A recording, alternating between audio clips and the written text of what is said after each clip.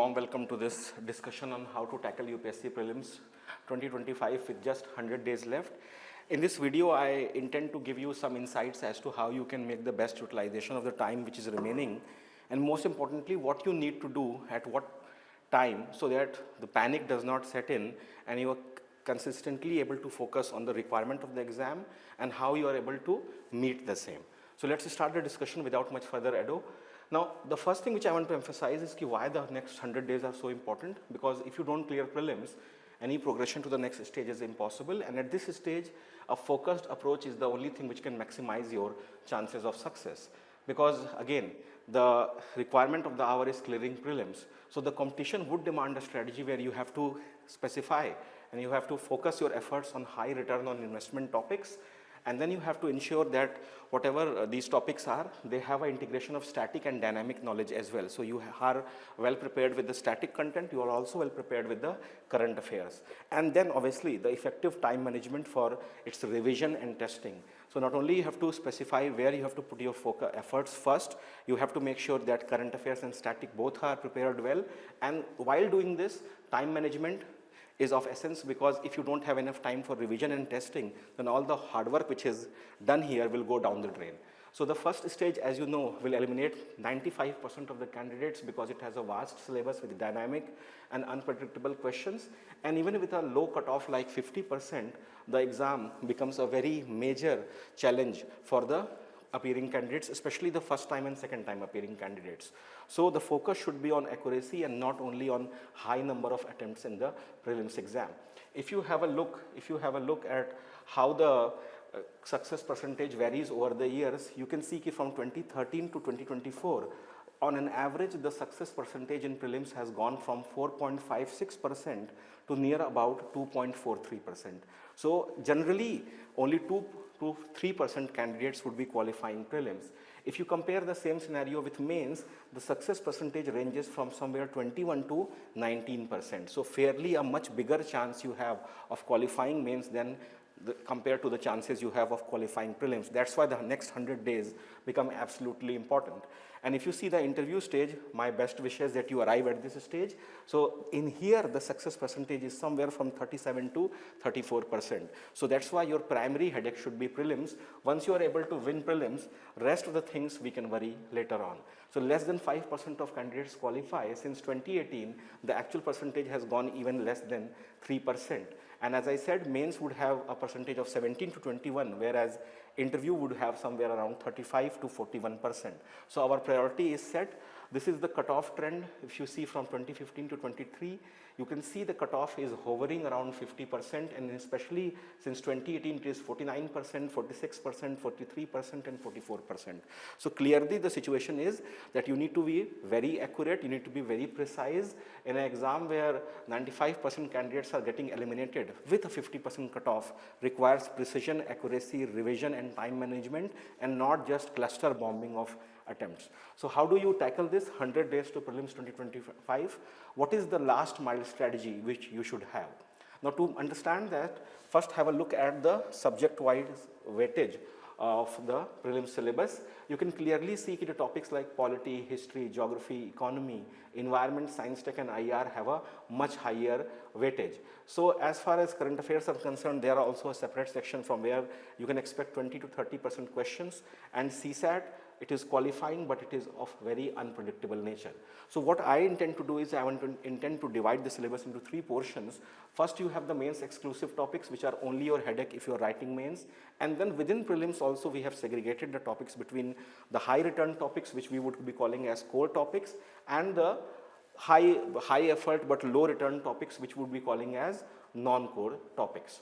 If you see the mains exclusive topics, the list is very simple. In GS1, you have PIC, World History, Indian Society. In GS2, you have governance, social justice. In GS3, you have disaster management and internal security. The strategy right now here is that these topics should not detract you from your prelims preparation. You should worry about them only if you are clearing prelims. If we come to the non-core topics, we see ancient history, medieval history, art and culture, environment. Now, why I'm classifying them as non-core topics? Because generally the questions which we see from these sections, they are of unpredictable nature and you would require multiple sources for a thorough coverage. So your strategy here is to minimize your losses. You prepare from one single reputable source and focus more on easy and predictable questions. Our approach here will be to gain as much marks we can from these topics without going into the negative zone. So that's the strategy for non-core topics. As far as the core topics, which is the key focus of our discussion, the core topics include geography, polity, economy, science tech, and IR. Their weightage is consistently overall above 50% of prelims question, and our strategy would be to prepare them from multiple reliable sources and focusing on conceptual clarity and application during solving the MCQs. Now, why do we need to prioritize the core topics? Because the cost to benefit ratio is very good. A small set of topics will yield a large proportion of marks. The questions often follow established patterns and you have a lot of scoring potential. Plus, if you score well in core topics, this will help you offset the losses or negative marking which you will face in non-core topics. So if you are good in polity, you can offset the loss which you will suffer in ancient or art and culture. But the vice versa is not true. If your art and culture or your medieval history is very well, it will not be able to offset the overtaking which will happen in prelims, polity, geography or economy. So if you are good in core, the benefit will spill over to non-core areas because you will not be under a pressure to attempt more questions from such risky areas. From the traditional areas, you have already done well. But if you go for a reversal of this strategy, you focus on the lesser known topics, more poor cost benefit topics first, and if you don't do well, then you are in a pressure in the core topics as well. तो priority जो है वो बहुत important चीज़ हो जाएगी. अगर आप weightage देखिए कोर टॉपिक्स का तो you can see geography 15 to 20%, economy 15 to 18%, polity 12 to 15%, science tech 10 to 14%. I have also included IR because comparatively IR requires less effort to score. If you have a good idea of current affairs, then you will do well in IR. So these are my hot picks where you should be focusing this year.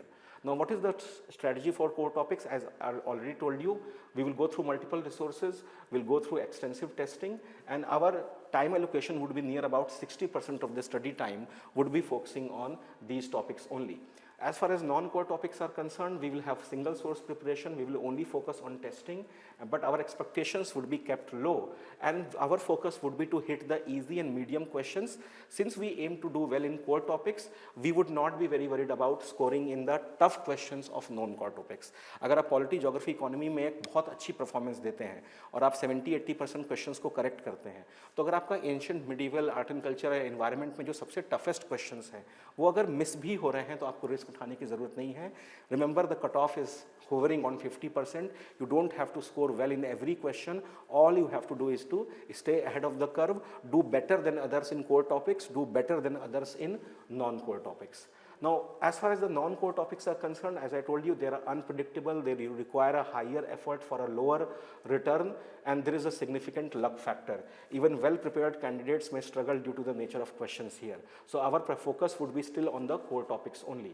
Non-core topics will still matter because if you still hit their easy and medium questions, it will still add to your score. So often unpredictable, but may include easy, high-scoring questions. So there is a need to balance between the core and non-core topics. They have high weightage and they are predictable, so we will focus on that. The non-core topics would be only coming after this. So the balance is very important. With proper preparations, core topic will assure you that you qualify prelims. Non-core topics will eliminate the risk because whatever easy and medium questions you are able to hit in non-core areas, that will further take you ahead of the cutoff range. This means your prelims performance would be safe from the last minute tension and the whole speculation whether I am clearing the cutoff or not. So missing two simple ancient history questions could negate the advantage gained from excelling in core topics. So non-core का मतलब सिर्फ ये है कि we are not going to put up a fight in extremely challenging or difficult questions. We will do what we can. But any preparation would not be complete unless you integrate with current affairs. So you need to have a mixture of current and static because again this whole debate is immaterial. I should prepare current affairs separately and from what source I should prepare. If you are preparing a static topic, it's your job to make sure that in the last year, whatever new developments have happened, you update that within the static content itself. The diversification, the divergence between current and static can prove very costly for you. So how do you add current affairs? You highlight prelim specific and main specific current affairs in different colors for clarity during revision. Avoid reading current affairs in isolation and always link them back to static topics. So the first step would be to go through your class notes, and if you already have printed material or PDFs also, update those class notes with your printed material. Then you use your monthly current affairs booklets to add current affairs topic wise. So this will again make sure that you don't have to go through the entire 120, 130 pages of current affairs. Topic wise, when you do a current affairs edition, you would also realize that there are a lot of current affairs which are not really important from exam point of view. So you identify unique content from your current affairs and summarize in your own words. So when you read a static topic, go and look what current affairs have come. Identify how much of that current affairs content is already there in your static notes, what is exactly missing from your notes, what is exactly the only portion which is missing from your notes that has to be added to your static notes. So which means that not only your static and current affairs integration is happening right now, your concise notes are also getting ready, which would be a lifesaver when you reach towards the exam. So what are the advantages of integration? Since static and dynamic are revised together, improved recall would happen. Even this benefit would spill over to your mains exam because you have prepared the topic well, static, current affairs both. So whenever you go for your mains answer writing, that knowledge of embedded current affairs will also reflect in your answer writing. And it will be a stress-free revision because you don't have to worry, okay, I'm yet to do my current affairs. Whatever topic, how much time you take, it is getting completed comprehensively. And since you are doing static and current affairs together, so you are ready to face any type of MCQ, whether it is static or current affairs based. You will not be in a position to give the excuse कि मेरा performance down इसलिए हुआ क्योंकि current affairs नहीं तैयार था. Current हो या static हो, आपको MCQ face करना है. So key takeaway क्या है? 50% cutoff है. Attempting fewer questions with higher accuracy is much better than attempting many with lower accuracy. Then 80-90% question approach is not going to do wonders for you. What works for everybody will not work for you, considering the exam has a success percentage of only 2 to 3%. Prelims is not about maximum number of attempts. Prelims is about clearing the cutoff. So the low cutoffs have reduced pressures to attempt high number of questions. You can focus on accuracy rather than the volume of questions. And again, all of this strategy is of no good use if you don't put it to testing, unless you know how really you are going to perform. So it will help you identify your weak areas, it will build your confidence, and it will also improve your accuracy through practice and analysis. So what should be the testing framework? Ideally, for any topic, you should obtain a prelims test booklet. If you can obtain it from 4 different institutes, very good. Otherwise, you can avail any good PT target program. At GS Core also, we have a PT target program which can help you immensely in this. But again, we will talk about that when we are almost at the end of this presentation. So your objective is to be attempting each booklet as a full length test. 100 questions का set बनाइए और question लगाइए. Then do your post test analysis and then identify where you are weak and specifically work on those weak areas only. So generally when you attempt any booklet or any sectional test, you should ask yourself, if I have done my due diligence, if I have prepared the topic, if I have integrated current affairs into it, if I have revised it, then why my questions are not getting right? Why are you satisfied with 65 or 70% performance? Why are we not asking the question कि अगर मैंने topic पूरा पढ़ा था तो सारे सवाल नहीं सही, 80-90% सवाल क्यों नहीं सही हुए? So is it the issue of lack of knowledge? Then as per your mistake, you go back to that topic, you read the topic and clarify कि what was your original understanding and what is the new correct understanding. The another area is that you got confused and your guesswork went wrong. The more you practice, your elimination techniques will become better. And finally, the more you practice, the more you are likely to avoid careless mistakes which happen. Now, for example, when you do your test analysis, you have gone through you have solved 4 booklets. So across all booklets, you identify which are the areas you are getting hit the most.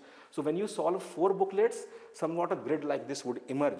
Now this will tell you where you need to put your revision priority. For example, if you see this sample test analysis, after 4 booklets, the student realizes that his revision priority would be first union government, then he would talk about DPSP, then he would talk about, say, state government, then the priority would be local governance, then it would be fundamental rights, and then it will be state government. As far as amendments and emergency provisions are concerned, he can take them on a lighter note. So test yourself, identify where you are getting hit. The most important strategy here is that to decide your revision priority. So on the basis of testing, your revision priority should be weakest chapter first, then second weakest chapter, then third weakest chapter or section, so on and so forth.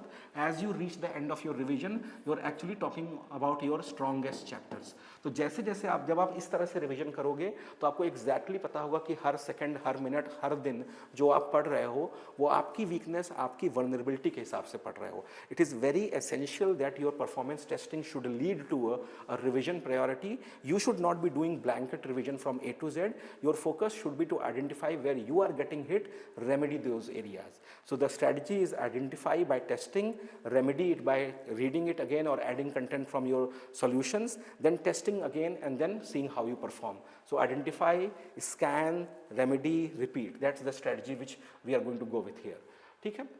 So for every weak area identified, read the relevant chapter and topic thoroughly and add missing concepts or details to your notes from your MCQ booklets and repeat tests after remedial learning to track improvement. It is very essential to know that if I am struggling in any area, I have done my remedial learning, am I able to get back to the high performance or not? If not, then you need a more in-depth revision of that area. So keep testing and ideally you should focus in every section you should score more than 50%. Your objective is to gain confidence in core topics and a basic level of competency in non-core topics. So revise core topics, test your understanding, go for remedial learning. Now as we inch towards the close, towards the end of this discussion, I have prepared a 100-day roadmap for your prelims exam. We have divided this into two sections. First we will talk about the 100-day plan for GS and then we will talk about the 100-day plan for CSAT.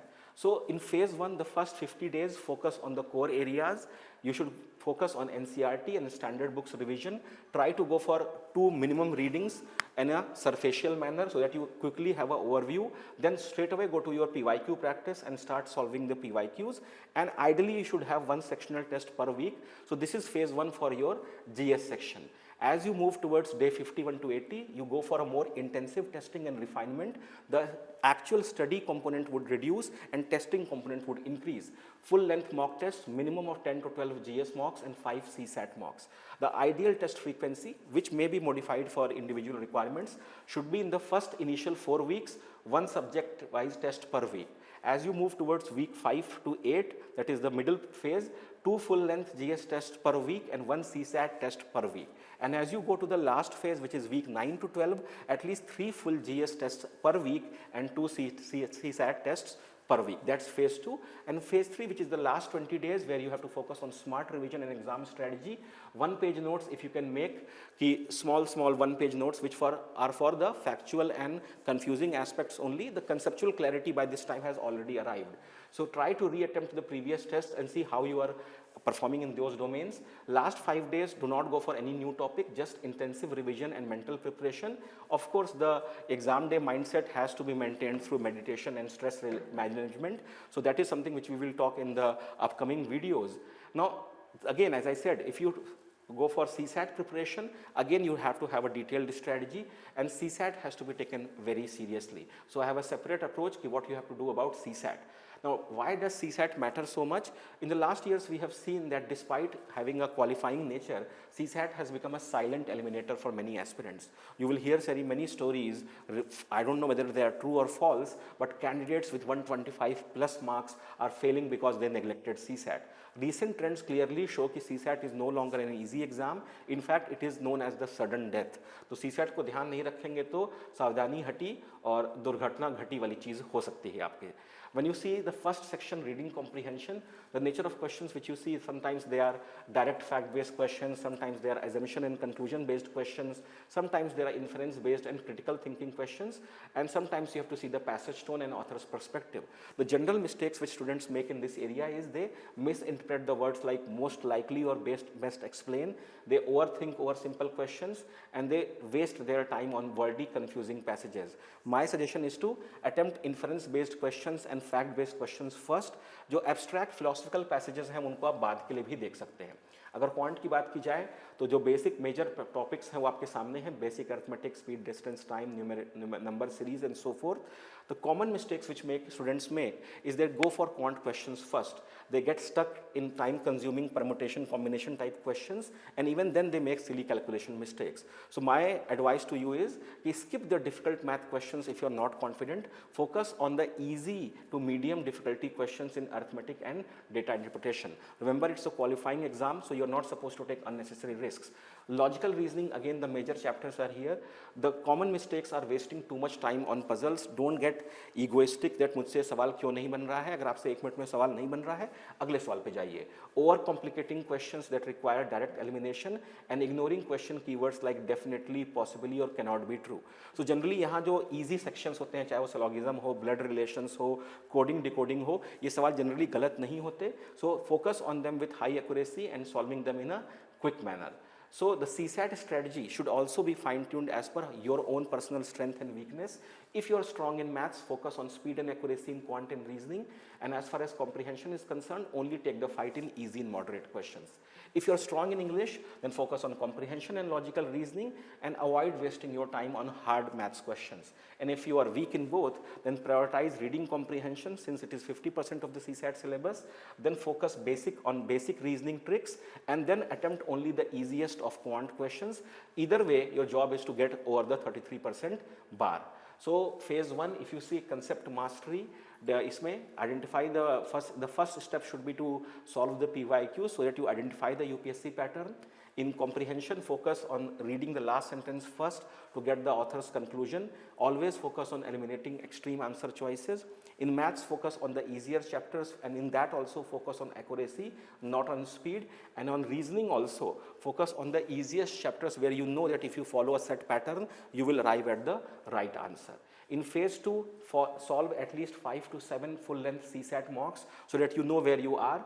In terms of time management, 40 minutes should be given to reading comprehension, 30 minutes to logical reasoning, and last 30 minutes or remaining time to maths. So always be done with your reading comprehension and logical reasoning. Only then you go to maths, and even then you focus on easy and medium questions.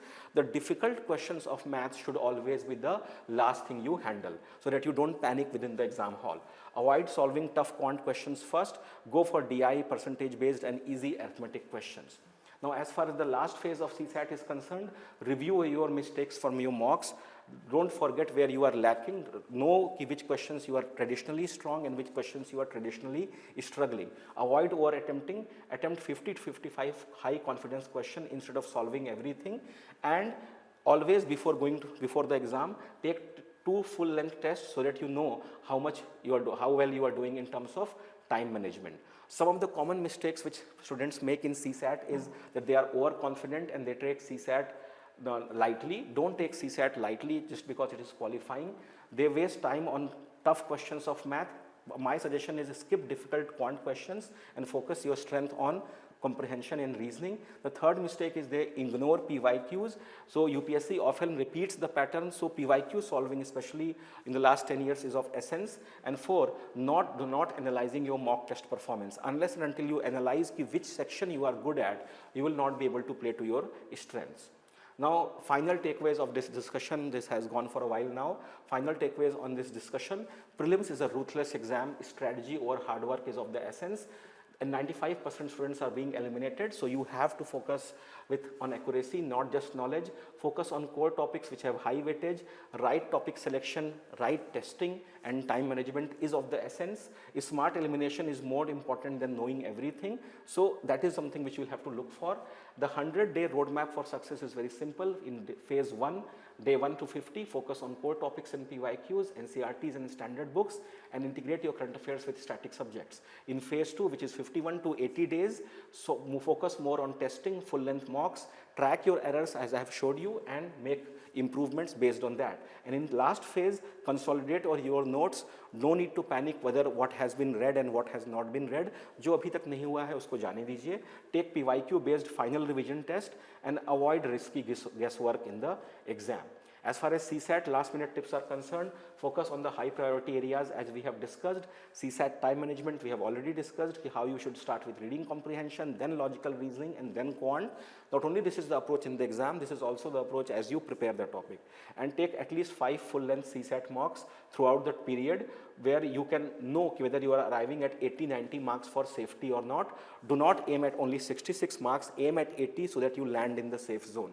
Now, bringing this discussion to an end, how can we help you in the last 100 days? So we have designed at GS Core, we have designed a program called the PT Target program, which is the ultimate, which we believe is the ultimate course for micromanagement of the syllabus. Now, the things which we are offering here, I will straight away go to my last page where we can see the highlights.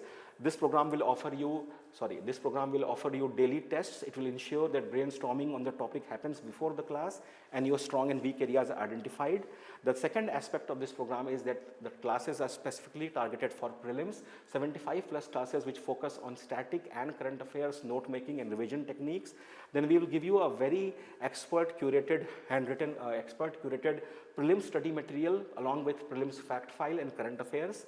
Then personalized mentorship for any issue which you might face during this course of preparation. And finally, as we inch towards the exam, we will be offering you revision tests. In my personal opinion, the program is great for your prelims journey, and please do visit the GS Core website for more details. I hope that this discussion would be helpful to you to chart your journey in the next 100 days. In the future video series, we will be also talking about what strategies toppers have adopted, how you can prepare topics specifically like polity or geography or environment. We will also tell you about the major do's and don'ts, and more such videos would be coming up so that you are constantly furnished with guidance when you need it the most. Thank you so much. It was great interacting with you all. And if you have any suggestions, feedbacks, and queries, please reply in the comment section and I would be responding to the same. Thank you so much. God bless you and best of luck for your preparation. Thank you.